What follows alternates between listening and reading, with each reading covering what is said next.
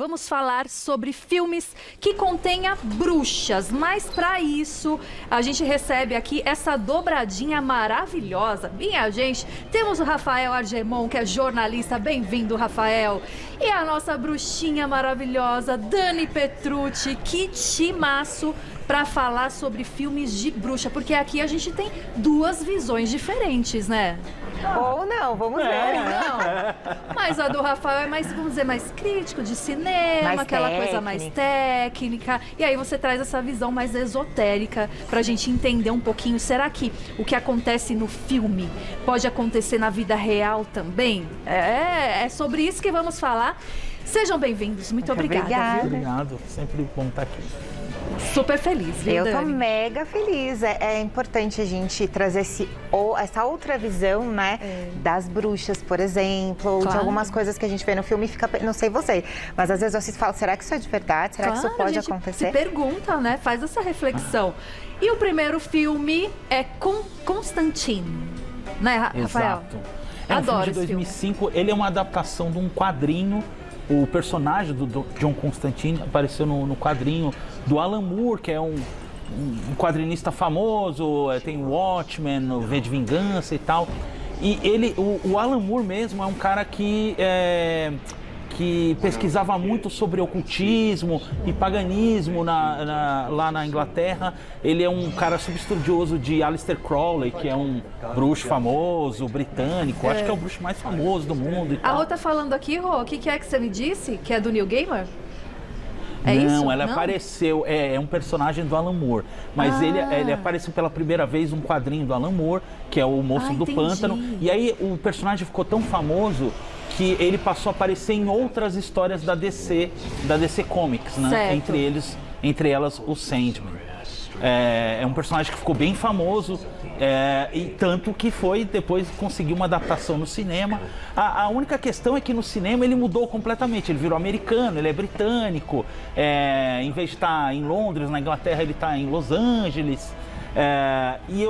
E isso acabou pegando um pouco porque todo o humor britânico mais sarcástico e mais macabro ficou um pouco estranho em comparação ao original. Mas o legal é que o filme manteve uma coisa que é do personagem, que é misturar esse mundo do oculto com o cinema noir, que é um estilo de cinema lá dos anos 40, 50, Sim. que é história de detetive. Você vê o John Constantine, ele tá sempre de gravata, meio caída, que tal. Verdade. Ele é um cara muito cínico, meio engraçado e tal. Ele é um bruxo, mas ele parece mais um detetive, né? Um cara bem super descolado e tal. E no filme ele pega muito dessa parte do humor, mas na época fez bastante sucesso os efeitos especiais, os efeitos práticos, que não tinha tanto digital na época, tinha mais Que impressionou efeitos bastante práticos, também na impressionou época, bastante né? na época, assim. É verdade. É um filme que com a crítica ele não fez muito sucesso. Ele foi um sucesso relativo de bilheteria, mas é um filme que até hoje é bastante lembrado. Virou um clássico, vamos dizer assim? Assim, eu acho que ele virou mais um cult dessa época. Certo. E muito por conta dessa junção do oculto com o cinema noir. E nós separamos uma cena em específico desse filme pra Dani comentar, pra nós comentarmos, né? Olha só.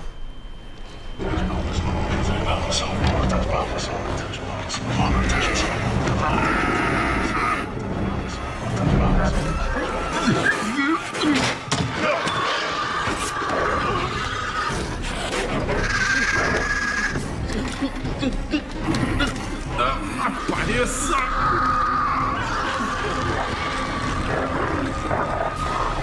Dê um sorriso nojento.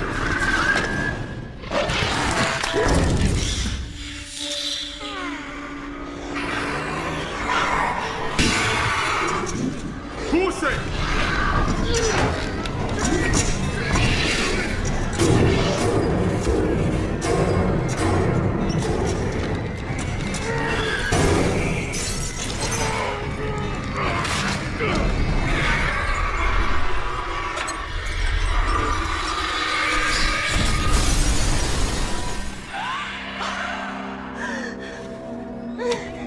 céu, que meu coração já palpita aqui, viu? Eu não sou muito forte pra filme assim, não, mas essa cena... E aí, Dani, Então. isso pode acontecer? Então, bom, só para esclarecer, eu venho aqui dando muito da minha visão das coisas, da sua né? opinião. Não é uma verdade absoluta, porque o pessoal que está em casa fala assim, nossa, eu penso diferente, está ótimo, estamos aqui para debater. Mas eu trago um pouquinho do meu conhecimento dentro da minha trajetória. Tá. E assim, dentro da minha trajetória, primeiro que eu adoro esse filme, acho ele muito interessante em várias nuances. Essa cena em especial, ela fala uma verdade para nós, né? Porque para nós, o espelho, ele é um portal. Existem tudo que reflete é um portal. Então, nessa cena, o que ele faz? Ele traz aquela entidade para um portal e aprisiona ela e quebra o espelho para que ele não possa voltar, porque o espelho ele absorve, mas ele também manda embora. Antigamente tinha funeral em casa, as pessoas tampavam os espelhos, então tem existem mitos, mas existe muita verdade por trás dos espelhos, como por exemplo em uma das cenas que até passou aqui, que eles vão para outras camadas espirituais através do gato. Eles seguram o gato, assim, eles olham para o gato e o gato auxilia essa travessia. E quando nós fazemos limpeza nos ambientes, nós limpamos os canais mediúnicos dos gatos, porque eles têm 7 portais e eles são um portal vivo também.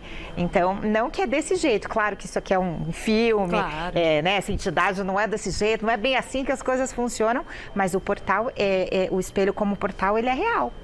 E ele tem um arquétipo também, né, de um mago meio solitário. Eu até fiz um link, assim, como arquétipo da mitologia grega, Hermes, por exemplo, que ele transita ali, né, entre o mundo dos vivos, o mundo dos mortos. Tem essa coisa? Tem essa de coisa. arquétipo? Ele tem essa transição em todas as culturas, em todas as religiões. Você vai ver alguma entidade, algum arquétipo nesse estilo. No tarô você tem em todas as religiões e ele transita. E é interessante que dentro do filme eles falam o tempo todo sobre o equilíbrio. O que é o equilíbrio? Não interferir um na camada espiritual do outro. E essa coisa do bem e do mal, na verdade, existe um caminho do meio, que é o que a gente acredita. Mas eles deixam bem claro essas nuances para que as pessoas entendam essa não interferência é importante. Cada um tem que existir, mas cada um no seu lugar. E isso é muito interessante, né? Muito, com certeza. Você tem esse lado mais esotérico também, Rafa? Eu acho legal, eu adoro mitologia, como você falou de mitologia, eu amo mitologia e a mitologia você gosta de fazer esses reflete. Eu acho que pela questão realmente do que você falou, dos arquétipos, da narrativa que a gente conhece e acha que é uma coisa, sabe, começou tudo aí, né? Perfeito. E é muito legal esse negócio dos dois mundos, né? Antigamente os mundos dos deuses, o mundo dos humanos, o mundo oculto e tal. E o Constantine é um personagem interessante porque ele vive no meio desses, né? Muito legal. Mais um filme pra gente comentar, As Bruxas de Eastwick. E aí, fala um pouquinho, Rafael. Então, As Bruxas de Eastwick era um livro... Eastwick, né? Eastwick. Porque é de leste.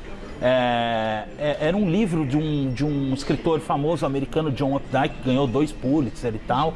E na época que ele foi lançado, o livro, se não me engano, é de 83, e quando o filme foi lançado em 87, ele até não foi tão bem recebido pela crítica, porque o pessoal reclamava que ele tinha um tom muito cômico, diferente do livro e tal. E uma curiosidade que é um filme dirigido pelo George Miller, que é o mesmo cara do Mad Max, Happy Feet, ele faz filmes completamente diferentes um do outro, assim, né? Mas foi um sucesso grande nos anos 80. Eu lembro quando era criança, não entendi nada, mas eu lembro do filme, depois eu revi e tal. A Cher é muito marcante. Então, são três atrizes, grandes atrizes, né? Na época, a Michelle Pfeiffer estava no auge, assim, super famosa. A Cher tinha ganhado o Oscar com o Feitiço da Lua, a Susan Sarandon. E é curioso que teve muito problema de bastidor, que as 3 não se davam nada bem. Olha só. Nos bastidores. Mas em cena mas dava na muito tela certo. Funcionou muito bem. E o que é legal desse filme é que ele tem toda essa questão da bruxa como uma mulher que se emancipa, como uma mulher que tem liberdade. E elas ganham a liberdade quando descobrem que tem esse poder das bruxas. E o homem ali, ele tá para tentar controlar elas, fingindo que ele tá libertando elas, que é o Entendi. diabo, que é o Jack Nicholson, que é um cara perfeito para fazer um diabo, é né? incrível. Acho que vale muito a pena assistir esse filme com toda certeza. E separamos uma cena, então, pra gente comentar. Olha só. Não fiquem tristes. Como uma cereja.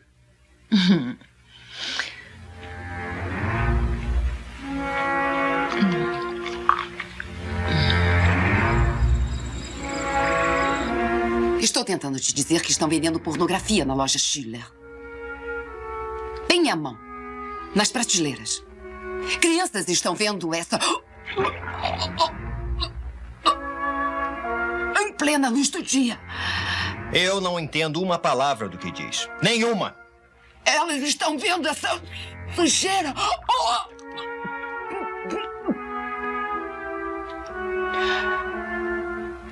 Em plena Comendo luz do cereja e dia. tá saindo na boca dela, caroço. Ah, então, ó, fizeram um feitiço pra ela. E aí começa a sair. O que é? Cereja? É cereja. Cereja É, da boca é dela, cereja. né? Aí eu queria te perguntar, Dani, quando faz uma bruxa, faz um feitiço, é na hora que acontece o resultado? Como é que funciona na prática? Na verdade, tem de tudo, né? Depende. O feitiço ele é baseado no desejo, na intenção, nos elementos que você utiliza. E tem aqueles de efeito imediato, tem aqueles que leva mais tempo, precisa de todo um período mesmo para que ele aconteça. Nesse caso, existe um poder extra que é o feitiço coletivo, né? Porque aí, em tese, né, na cena que mostra, elas não fazem um feitiço mesmo.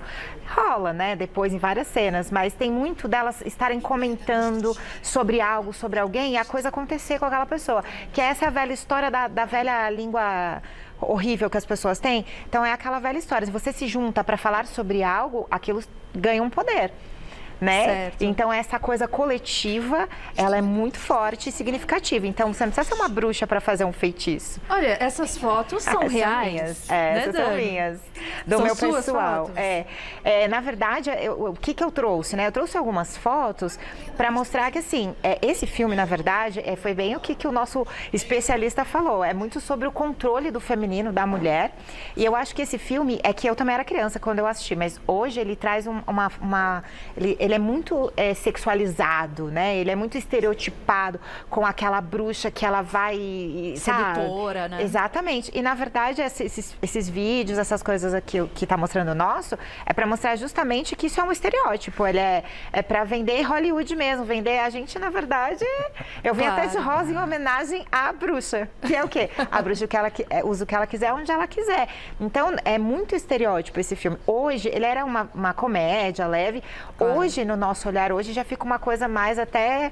Às vezes até um pouco ofensiva em alguns quesitos, mas ainda fala do diabo que fez o quê? Ele tentou controlar as mulheres, mas na verdade ele ajudou ele despertou o lado delas que deu força para elas se emanciparem, para elas se libertarem.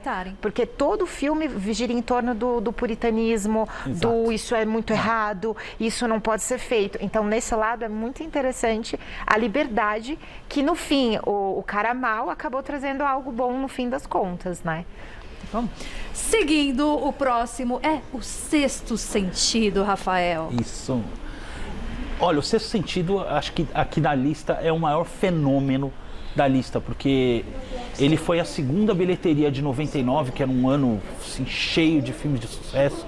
A primeira foi o Star Wars, que voltou depois de muito tempo, então não tinha como bater. Tá. Mas ele custou 40 milhões e rendeu mais de 600 milhões.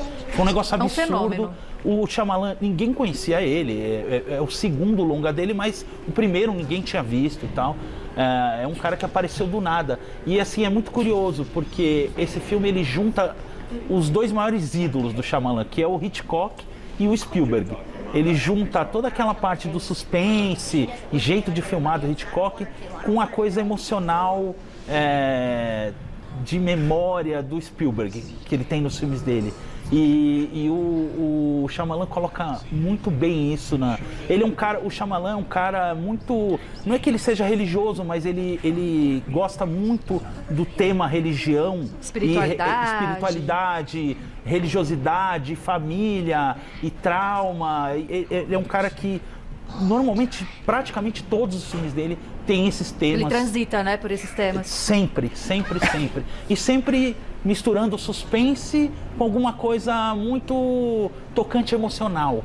E esse filme, eu acho que de cara, ele já mostra isso e foi um sucesso gigantesco, muito por conta também, né, do plot twist famoso que acabou, como é pré-internet e tal, pré-rede social, o pessoal ainda não sabia muito bem. Equilíbrio maravilhoso ali de suspense, né?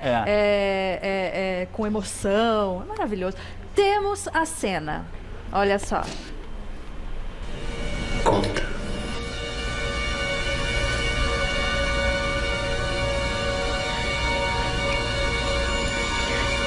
Eu vejo gente morta.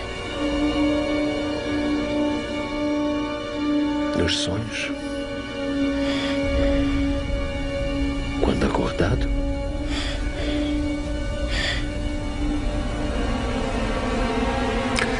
Gente morta?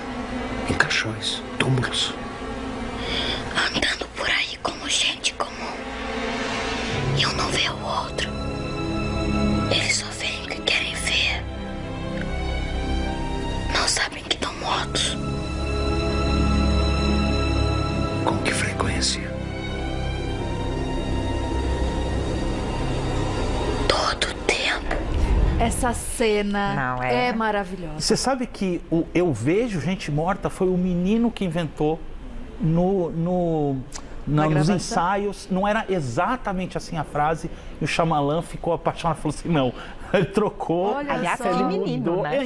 Incrível, né? Era um Foi menino de 9 espontâneo, anos, então. fez ali, ele meio que improvisou com o texto lá que ele tinha e ficou, todo mundo lembra dessa cena. É inesquecível. Para alguns, né, um pouco tenso, né, mais traumático, mas acho que é inesquecível para todas as pessoas. Aí, Dani, eu queria que você comentasse um pouquinho dessa questão da mediunidade. Pode surgir na infância, então? Sim, na verdade, surge na infância. Tá. E conforme a gente vai crescendo, a gente vai fechando esses canais com a racionalidade, com o dia a dia, com não trabalhar essa mediunidade. E assim, eu amo esse filme, assim, muito. Eu acho que ele é muito importante em vários sentidos da vida, como, por exemplo, a mãe dele, que nunca deixou de acreditar nele. E isso é tão importante, o apoio da família. Às vezes você coloca a criança em um monte de tratamento, um monte de coisa, e na verdade só precisa equilibrar a espiritualidade dela. E a mãe dele nunca deixou de acreditar. O mundo achou que ela maltratava ele, que fazia mal a ele, e ela era uma mãezona maravilhosa. E graças a ela ser uma mãezona, ele conseguiu equilibrar isso, ele conseguiu trabalhar isso. Então, a mediunidade, ela existe, ela é desse jeito. Muitas pessoas têm a visão dessa maneira que ele vê no filme. Eu vou dar um exemplo aqui muito rápido. Por exemplo, o meu filho tem 6 anos e na escola a coordenadora mandou uma mensagem e falou assim, Dani, seu filho acabou de falar da minha mãe, que minha mãe é linda, parecida comigo e que ela me ama. Aí eu falei, que legal, sua mãe foi na escola lá? Não, minha mãe morreu faz 12 anos. Aí eu falei, não sei se eu peço desculpa, não sei muito como que eu respondo essa mensagem. Sim. Então, o meu filho, por ser meu filho, filho do pai dele que também ele já traz isso muito latente e a gente estimula. Então, eu acho que esse filme ele é bom em vários aspectos, no sentido a pessoa desencarnou e ela não aceita a ida dela, ela continua numa rotina normal. Então, tem gente que não tem clarividência, mas depois que a pessoa faleceu, nossa, tal pessoa faleceu, eu vi ela andando ainda na cozinha. Por quê? Porque ela ainda não foi, ela ainda está na passagem. Então, esse filme ele fala de diversas maneiras o quanto a espiritualidade ela está ativa, ela está aqui com a gente e o quanto é importante a gente saber dosar, equilibrar e alimentar também isso de uma maneira saudável para não virar um problema. De uma forma muito respeitosa também, né? E acreditar muitas vezes e procurar entender o que a criança está dizendo, né? Com tudo aquilo. E Aliás, curioso, você falou que tem uma cena nesse filme que é a minha cena preferida. Essa cena é mais famosa, mas tem a cena que ele está no carro com a mãe dele e ele fala uma coisa que a mãe dela só a mãe dela poderia ter falado pra até ela. arrepia. E, nossa, é uma cena muito bonita. Vocês estão no meio do trânsito, você não imagina E aquilo. ele era colocado de lado na escola, a mãe dele salva ele em vários aspectos. E eu acho que a questão é muito importante aí, assim, para quem está em casa assistindo a gente, às vezes as pessoas falam, nossa, Dani, eu entendo, eu vejo, o que eu faço com isso? Nesse caso, você consegue ver ele ajudando as pessoas. Então, todo dom que você tem, porque isso é um dom, sempre vem para algo bom na nossa Pro vida. bem. Ele não é uma coisa, eu sou médium clarividente, eu sofro com isso. Não, isso é um dom, isso é bom. Então, busque como fazer bem aos outros e a você com eles. Filmaço pro final de semana. E um outro que eu sou apaixonada. Viva a Vida é uma Festa, que aí fala, né, gente, dessa cultura mexicana e fala da morte de uma forma tão leve. Exato, e é curioso, né, que a gente acabou mostrando uma cena que o menino fala que vê gente morta, e a gente fica assim, a morte aqui no Brasil, todo mundo você fala morte, a pessoa, não fala nisso. Não quero falar sobre Meu Deus, isso. não. E no México eles têm uma visão totalmente diferente, no México e em vários outros países, né, então uma visão totalmente diferente da morte, tão mais leve, a morte como uma parte da vida, a morte como legado, uma memória. E assim, eu acho que a palavra principal nesse filme, na verdade, é memória, né? Não é nem a morte, porque é a memória que junta os mortos e os vivos, né? Os mortos estão vivos pela memória. E até tem a cena famosa dele com a avó, e a avó não lembrava de mais nada, mas aí ela lembra naquele momento. É tão bonita, né, aquela cena. É linda. É impossível demais, não chorar naquela cena da avó, imagina, né? eu me derreto E ali. é muito legal que a cultura mexicana cultua a morte como uma coisa alegre, como uma coisa que faz parte da vida e colorida. É o Dia de los Muertos, né? Então, meu nossa, aniversário. sempre quis ir é no no Dia seu de los aniversário? Muertos. Meu aniversário é dia 1º de novembro. Olha só, você sempre quis ir, Sempre quis ir, deve ser Também. muito legal, né? Imagino que Sonho sim. da vida. Imagino que sim. Filme maravilhoso com esta cena que a gente selecionou pra vocês. Que eu amo. Eu disse que não ligava. Hector! Ela tá esquecendo de mim. Quem? Minha filha. Então, ela é a razão de querer atravessar a ponte? Eu só gostaria de vê-la. Eu não devia ter deixado Santa Cecília. Eu queria me desculpar com ela. Eu queria contar pra ela que seu papá queria voltar pra casa. Que ele sentia tanto amor. Minha Inês. Né? E aí eu acho que vai muito Ele com a avó. a cara da Dani. Essa cena Muito... dele com a essa avó. cena da avó, né? Essa que é paixão. linda Porque demais, ele toca a apaixonante. música e ela lembra do pai. É verdade. E fala muito, Dani, dessa questão das memórias ancestrais, né? Dentro principalmente da minha tradição, esse filme eu uso nas minhas aulas, porque nós enxergamos a morte desse jeito. Nós temos um altar para os nossos ancestrais, onde nós rezamos semanalmente e, por exemplo, a minha sogra, ela é falecida e ela amava uma lasanha específica. Quando a gente deixa um pedacinho para ela no nosso altar ancestral. Nós cultuamos as memórias, a ancestralidade e nós acreditamos, como nesse filme lindamente retratado, que quando você esquece quem foi, eles somem. Então, quando você cultua, você reza por ele, grande parte das nossas ritualizações é a gente sentado, comendo algo que eles gostavam, a gente falando sobre as memórias deles. Então, quando eu falo, esse é um altar nosso, por exemplo, tem todos os ancestrais, e aí, o que eu vou falar? O meu filho, por exemplo, ele sabe tudo da minha avó, da minha bisa, de todo mundo, porque nós contamos histórias, celebramos, sorrimos. Então, como eles ficam vivos na nossa memória, na nossa verbalização. Então, quando a gente cultua, o meu filho reza para eles também, a gente reza. Então, quando a gente acredita que quanto mais a gente lembra deles, mais eles estão vivos. Tem uma cena nesse filme específica que tem um senhorzinho tocando violão numa rede e aí ele some. Por quê? Porque não tem mais ninguém vivo que cultua ele, que lembra dele. Aí ele vai sumindo. Ele some. Então, e eu acho muito legal a ideia da caveirinha bonitinha, para você tirar essa história da caveira é coisa ruim. A caveira, ela mostra a igualdade. Todos nós somos iguais. Você pode ser linda, maravilhosa, pode ser estranho, você Por pode ser o que for. dentro, Todo tudo mundo igual. é caveira. E eles cultuam o crânio da caveira porque é para se lembrar das memórias, que é onde nos ligam a todos os nossos ancestrais e a sabedoria de cada um deles. E nós cultuamos a morte dessa maneira. A gente celebra os momentos de quem já passou. Todas as semanas a gente agradece por eles terem existido, porque sem eles não estaríamos aqui. Olha, eu adorei esse bate-papo. Muito obrigada pela presença de vocês. Obrigado. O Instagram do Rafael é @caradalocadora, @caradalocadora. Tem dicas também, tem muito mais dicas lá pra vocês. E o Instagram da Dani, que é @magiadebruxa, Magia de Bruxa, WhatsApp 11 99824 9730. Gostei dessa dinâmica. Pode ter mais vezes. Eu Muito também legal, né? acho.